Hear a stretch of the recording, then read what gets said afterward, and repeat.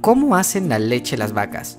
Todo comienza cuando la vaca mastica su alimento y lo envía al primero de sus 4 estómagos, el rumen o panza. Aquí toda la celulosa y materia vegetal es degradada, lo que da como resultado agua, dióxido de carbono y metano. A continuación, la mezcla pasa al retículo o redecilla, en donde el alimento que no pudo ser degradado regresa a la boca de la vaca para que lo rumie, es decir, que lo vuelva a masticar. Una vez rumiado el alimento, regresa al omaso, en donde absorbe agua, ácidos grasos y nutrientes para pasar al ovomaso o cuajo, en donde el ácido y enzimas de la vaca digieren lo que queda y desechan por el intestino grueso todo lo que no les sirve, mientras los ácidos grasos, aminoácidos, proteínas, vitaminas y minerales obtenidos pasan al torrente sanguíneo y son almacenados en el hígado, hasta que la vaca tiene suficiente prolactina para comenzar a producir leche en sus ubres. Cuando estas se llenan, la vaca está lista para ser ordeñada y su leche pasteurizada.